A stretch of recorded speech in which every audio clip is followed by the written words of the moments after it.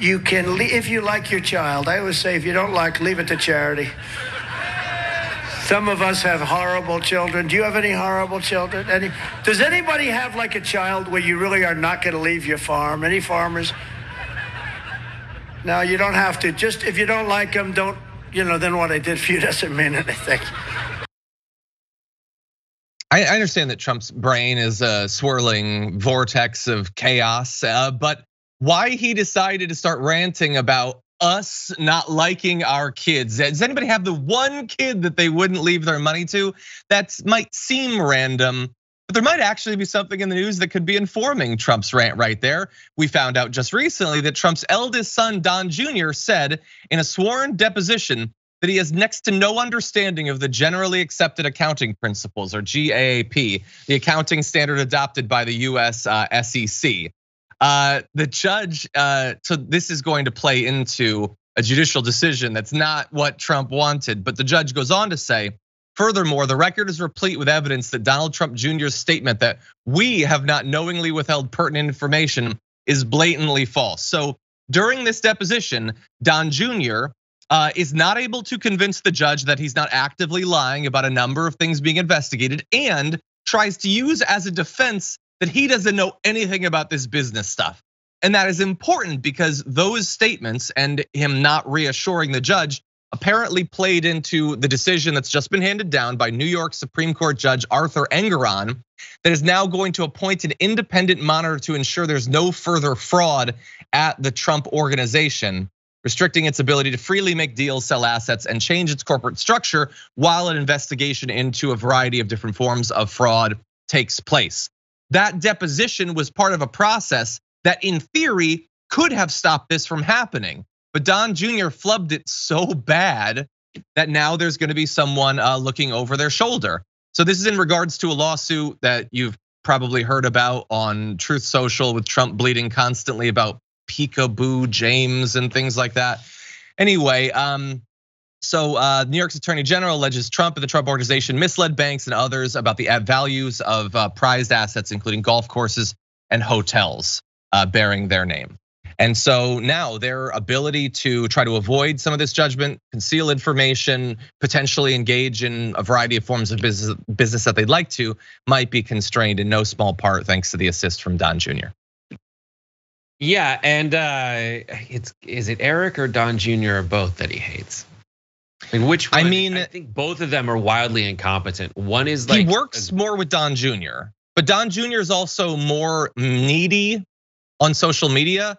Like he talks at least a couple times a year about how sexy his dad is, and that may push Daddy Trump away. I don't know. Like, yeah, like just the sweaty coke haze that he's always in on the internet. I don't know, but then every video I've ever seen of Eric Trump is like, why are you so mean to my dad? He can't handle it. He's getting destroyed out there. Like they're both bad. He only likes Ivanka, maybe Tiffany, definitely Barron. I think he actually does like Barron. But like, it's so sad. And I think it's a false to assume that there's only one child that he hates. I will also say that was a funny bit. I think that was a funny bit. So I think that if you're looking for reasons people like Trump, like that's a conversation people have with a person. That sounded like a person. Well, and I would give him, you might be giving him credit for the comedy or the charisma. I'll give him credit for him talking to a bunch of people who don't have 0.2% as much wealth as him, and in using that joke, get them to support an annihilation of the estate tax. That's actually what he's talking about right there. Right, but those farmers do qualify typically for the estate tax. If they have millions of dollars, yes. No, if their farmland is worth money, like that's yeah, potentially if it's worth millions of dollars. That is the kind of, so that's the difference. That is the people that are in play. The people in play are small business owners. The people that in play are exactly that. And Donald Trump is a small business owner pretending to be a large business owner. So in those situations, he wins that 100%. He's like, don't you not want to pay your taxes? Don't you think the IRS is out there to rob from you? And then and that's why they say, that's why they lean into falsehoods. Like they just hired 88,000 IRS agents. Small business owners, and that I mean everyone from a farmer who has had land in their family for many years and is getting pushed out by big farming. Those people still qualify for the estate tax. That's why he's saying what he's saying to those people. That is good, smart politics. But small business goes all the way down to someone who has like those people, not all farmers. Some farmers with assets in the millions of dollars apply. I just don't want us to play into a narrative that the right has been advancing for literally decades, where everybody who has a duck is going to be affected. That's not who Trump actually cares about. He cares about massive farming corporations that are worth hundreds of millions or billions of dollars. I would say he doesn't care about either of those people. Well, his policies will benefit them 100 times more than some random person who's had some real estate. Yeah, I agree with that. I agree with that 100%. Well, yeah, go ahead. Well, no, you quick final point, and then we're gonna go on to another area where maybe you'll agree with me. We'll see. I also think that it's hilarious that Donald Trump Jr.'s excuse is either that he's stupid or that he's evil. And there is, everyone would be hard pressed to find the actual reason, though I'm pretty sure he's stupid evil. Yeah, look, I would assume that he is generally pretty stupid and definitely stupider than he thinks it is. But I would also assume, do you agree or disagree? He probably knows more of the technical business stuff that you're supposed to learn than Trump does, or no? Do you not think so? He knows way less.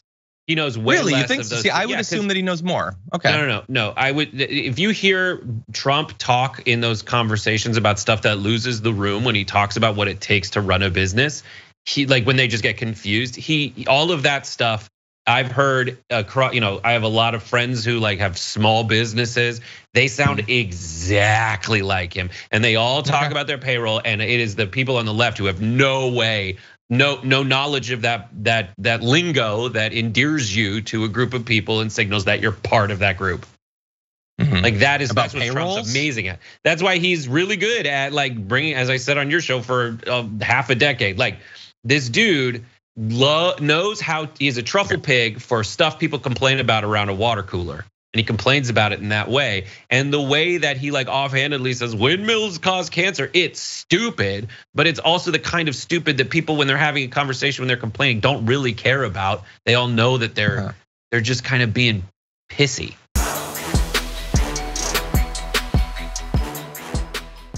For more political news breakdowns, interviews, stories of activism, and me trying my hardest to care about the occasional big celebrity news story, subscribe to our YouTube channel at youtube.com/thedamagereport. And you can ring the bell wherever it is so you don't miss anything.